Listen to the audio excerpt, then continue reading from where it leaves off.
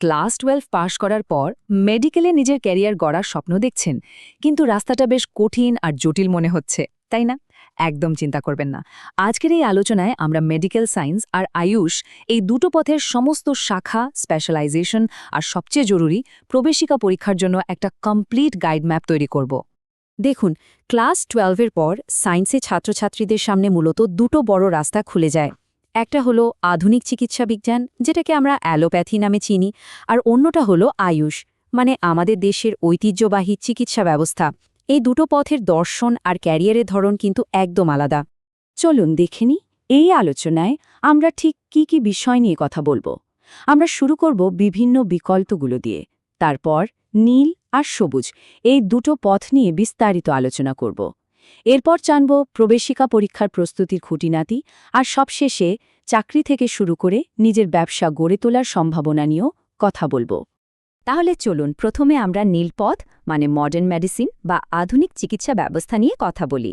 এর মূল ফোকাস হলো আধুনিক সায়েন্টিফিক পদ্ধতি ব্যবহার করে বিভিন্ন রোগ নির্ণয় করা এবং তার চিকিৎসা করা। আচ্ছা, আধুনিক চিকিৎসা মানে কিন্তু শুধু এমবিবিএস নয়, এর বাইরেও dental surgery, nursing, physiotherapy, pharmacy এবং মেডিকেল ল্যাব টেকনোলজির মতো খুব গুরুত্বপূর্ণ সব ফিল্ড রয়েছে। এই কোর্সগুলোই কিন্তু আজকের হেলথ কেয়ার সিস্টেমের আসল ভিত্তি। এই যে অ্যালাইড হেলথ প্রফেশনালরা, এরা হলেন স্বাস্থ্যসেবা ব্যবস্থার আসল মেরুদণ্ড। এরা রোগ নির্ণয়, থেরাপি আর টেকনিক্যাল সাপোর্ট দিয়ে ডাক্তারদের কাজ অনেক সহজ করে দেন, আর সব মিলিয়ে রোগীর সুস্থ হয়ে ওঠার প্রক্রিয়াটাকে আরও ভালো করে তোলেন। অ্যালাইড হেলথ ফিল্ডে ক্যারিয়ারের কিন্তু প্রচুর সুযোগ, যেমন ধরুন medical lab technology, radiology, operation theatre technology থেকে শুরু করে ফিজিওথেরাপি পর্যন্ত এই সব শাখাগুলোতে এখন প্রচুর চাহিদা। স্বাস্থ্যসেবায় সরাসরি অবদান রাখার জন্য এগুলো কিন্তু দারুণ কিছু পথ। একটা মেডিকেল ডিগ্রি পাওয়ার পর স্পেশালাইজেশনের মাধ্যমে জ্ঞানকে আরও গভীরে নিয়ে যাওয়া যায়, মানে জেনারেল মেডিসিন বা সার্জারির মতো বড় ক্ষেত্র থেকে শুরু করে কার্ডিওলজি বা নিউরোলজির মতো সুপার স্পেশালাইজেশনে যাওয়ার সুযোগ থাকে। আর এটাই একজনকে কোনো একটা নির্দিষ্ট বিষয়ে এক্সপার্ট করে তোলে। বেশ, এবার আসা যাক সবুজ পথে, মানে আয়ুষ। এটা হলো ভারতের নিজস্ব ঐতিহ্যবাহী চিকিৎসা ব্যবস্থা। এর মূল লক্ষ্য হল দীর্ঘমেয়াদে সুস্থতা আর রোগ প্রতিরোধ করা। আয়ুষ নামটা আসলে 5টা ভিন্ন চিকিৎসা পদ্ধতির একটা মিলিত রূপ: আয়ুর্বেদ, যোগ ও ন্যাচুরোপ্যাথি, ইউনানি, সিদ্ধ আর হোমিওপ্যাথি। প্রত্যেকটার নিজস্ব দর্শন আর চিকিৎসার ধরন আছে।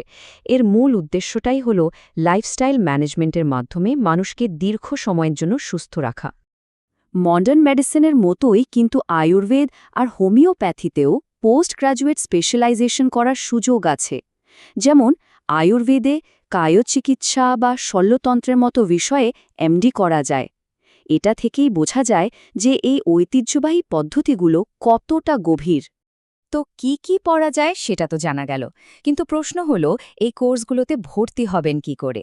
চলুন এবার এন্ট্রান্স এক্সামের এই জটিল ধাঁধাটা একটু সহজ করে বোঝার চেষ্টা করা যাক। ভারতে বেশিরভাগ আন্ডারগ্র্যাজুয়েট হেলথ সায়েন্স কোর্সে ভর্তির জন্য নিট ইউজি হল মূল গেটওয়ে। সেটা এমবিবিএস, বিডিএস হোক বা বিএমএস, বিএইচএমএস, সবকিছুর জন্যই এই পরীক্ষাটা ভীষণ জরুরি। এর পাশাপাশি পোস্ট গ্র্যাজুয়েট লেভেলের জন্য নিট পিজি বা এআইএ পিজিইটির মতো পরীক্ষা তো আছেই। এই স্লাইডে 2026 সালের সবচেয়ে গুরুত্বপূর্ণ পরীক্ষাগুলোর একটা পরিষ্কার তালিকা দেখতে পাচ্ছেন। যেমন নিট ইউজি আর সিইউটি ইউজি মে মাসে হওয়ার সম্ভাবনা, আবার এইমস প্যারামেডিক্যাল পরীক্ষা হতে পারে জুলাই মাসে। এছাড়াও বিভিন্ন রাজ্যের নিজস্ব সিইউটি পরীক্ষাগুলো এপ্রিল-মে মাসের মধ্যেই হয়ে যায়। এই কঠিন পরীক্ষাগুলোতে সফল হতে গেলে কিন্তু একটা স্মার্ট স্ট্র্যাটেজি লাগবেই। দেখুন, সবার আগে সিলেবাসটা ভালো করে বুঝতে হবে। বিশেষ করে ক্লাস 11 আর 12-এর এনসিইআরটি বইগুলো তো একদম বাইবেলের মতো। বায়োলজির জন্য তো এর বাইরে কিছু ভাবাই যায় না। এরপর একটা ভালো স্টাডি প্ল্যান বানান আর সেটা মন দিয়ে ফলো করুন। আর হ্যাঁ, যত পারবেন মক টেস্ট দিন আর পুরনো বছরের প্রশ্ন সলভ করুন। এতে শুধু স্পিড বাড়ে না, নিজের ভুলগুলো চোখে পড়ে যায়। আর সবশেষে যে কথাটা বলবো সেটা হলো রিভিশন, রিভিশন আর রিভিশন। যা পড়ছেন তা মনে রাখার জন্য এর থেকে ভালো উপায় আর নেই। এখানে একটা খুব জরুরি বিষয় হল গাইডেন্স আর ডিসিশনের মধ্যে পার্থক্যটা বোঝা।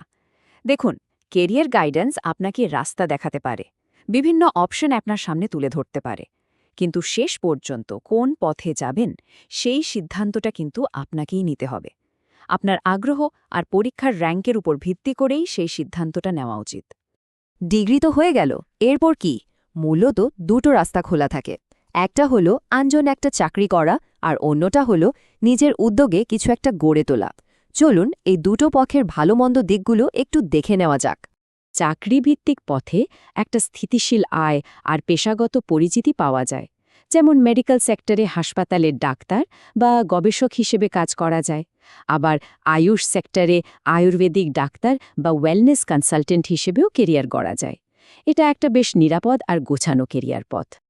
অন্যদিকে যারা একটু ঝুঁকি নিতে ভালোবাসেন আর নিজেদের প্রতিষ্ঠান গড়তে চান, তাদের জন্য উদ্যোক্তা হওয়ার রাস্তা তো খোলাই আছে।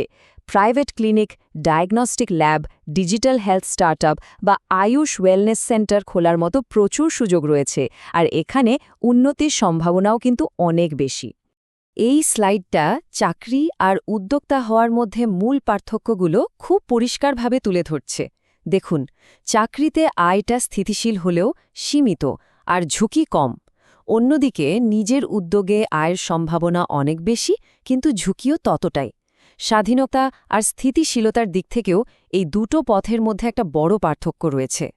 চলুন এবার একটু ভবিষ্যতের দিকে তাকানো যাক। এখন কিন্তু আধুনিক আর ঐতিহ্যবাহী চিকিৎসার মধ্যেকার যে সীমারেখাটা ছিল সেটা ধীরে ধীরে মুছে যাচ্ছে, আর একটা নতুন ইন্টিগ্রেটিভ বা সমন্বিত পদ্ধতির জন্ম হচ্ছে। এখন সবচেয়ে ইন্টারেস্টিং ব্যাপার হলো ইন্টিগ্রেটিভ মেডিসিনের ধারণাটা। এখানে হচ্ছে কি আধুনিক ডায়াগনস্টিক টেকনোলজির সাথে আয়ুর্বেদের মতো ঐতিহ্যবাহী চিকিৎসার একটা মেলবন্ধন ঘটানো হচ্ছে। এমনকি আর্টিফিশিয়াল ইন্টেলিজেন্স বা এআই ব্যবহার করে পার্সোনালাইজ ডায়েট প্ল্যানও তৈরি হচ্ছে। সত্যি বলতে এটাই হেলথ কেয়ারের ফিউচার। সূত্র থেকে পাওয়া এই কথাটা খুব গুরুত্বপূর্ণ। যারা অ্যাকিউট ক্লিনিক্যাল কেয়ার এবং লং টার্ম হোলিস্টিক ওয়েলনেস এই দুটোই বুঝবেন, তারাই ভবিষ্যতের হেলথ কেয়ার মার্কেটে আধিপত্য বিস্তার করবেন। এর মানে হল নীল আর সবুজ এই দুটো পথ সম্পর্কেই যার জ্ঞান থাকবে সেই কিন্তু আসল সুবিধাটা পাবে। তাহলে প্রশ্নটা হলো, ভবিষ্যতের জন্য কোন পথটা বেছে নেওয়া উচিত? শুধু আধুনিক চিকিৎসা, নাকি ঐতিহ্যবাহী আয়ুষ, অথবা দুটোরই একটা সমন্বিত পথ? দেখুন, সঠিক পথটা আসলে তিনটে জিনিসের উপর নির্ভর করে: আপনার নিজের আগ্রহ, পরীক্ষায় পাওয়ার র্যাঙ্ক আর আপনার দীর্ঘমেয়াদী লক্ষ্য। একটা স্মার্ট স্ট্র্যাটেজি হল মেডিকেল আর আয়ুষ এই দুটো পথের সুবিধাই বিবেচনা করে তারপর সিদ্ধান্ত নেওয়া। মনে রাখবেন, সঠিক পরিকল্পনা, আত্মবিশ্বাস আর ধারাবাহিক চেষ্টা থাকলে আপনি যে পথই বেছে নিন না কেন, সাফল্য আসবেই। আপনার নিষ্ঠাই কিন্তু সাফল্যের আসল চাবিকাঠি।